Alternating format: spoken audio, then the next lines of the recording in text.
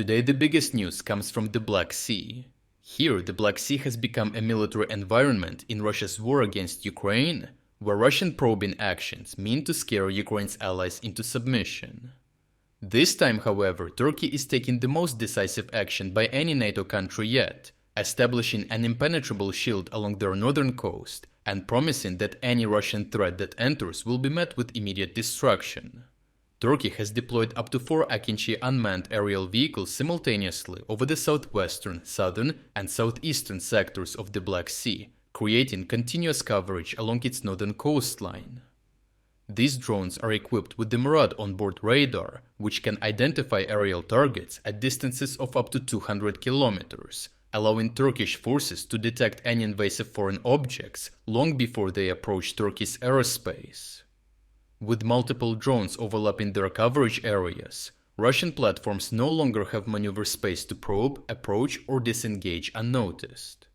This marks a decisive second stage in Turkey's posture, as Ankara is setting the conditions under which Russian aircraft cannot operate at all.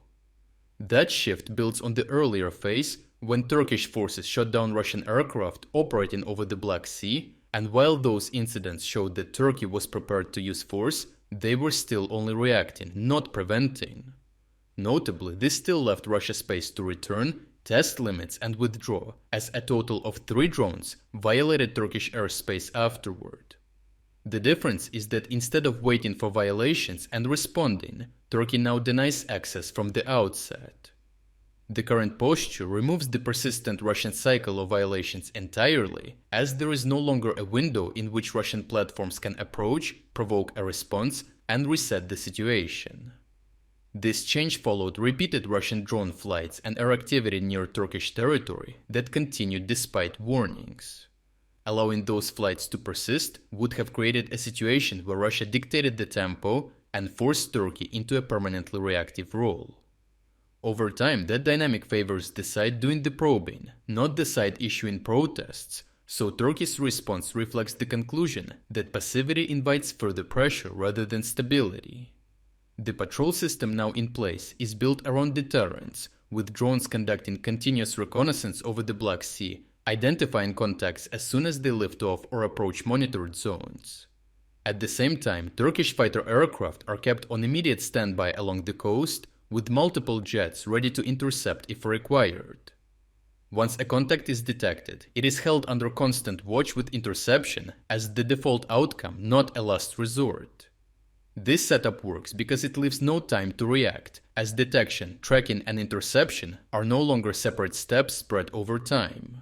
They are part of the process that begins the moment an aircraft enters the monitored area, and Russian operators are aware that any flight will be seen immediately and met with a response that cannot be delayed or negotiated away. Under those conditions, probing flights stop being useful, and therefore Russian drone and aircraft incursions into Turkey over the Black Sea have ceased entirely, with no new cases reported for more than 2 weeks. This reflects a decisive loss of operational space because Russia has not tried alternative routes, increased pressure elsewhere in the Black Sea, or tested Turkey's resolve in other ways. It has backed off completely, and this is not the first time this pattern has appeared, as the most recent example came in the Atlantic, when the United States intercepted Russian oil tankers despite Moscow dispatching a submarine to shadow the operation and issuing threats to target US ships. In the end, Russia did nothing, and the boarding went ahead without interference, because when Russia is confronted with sustained military enforcement, it backs down, and when it faces warnings, protests, or limited responses, it continues to push. In this case, Turkey has successfully excluded Russian airspace, and Russian activity ceased outright. Overall, Turkey has demonstrated that controlling the Black Sea is achieved through continuous enforcement, not some responses here and there. By denying access instead of responding to violations, Ankara removed Russia's ability to probe and pressure. This outcome did not require negotiation or escalation, only persistence and readiness. It shows that when Russia is met with strength that leaves no room to maneuver, it adjusts its behavior accordingly. If you would like to explore other key developments today that we couldn't cover in this video, make sure to visit our interactive news map. The link to our interactive map is in the description below. Thank you for watching this update, and a special thanks to everyone already following our interactive map.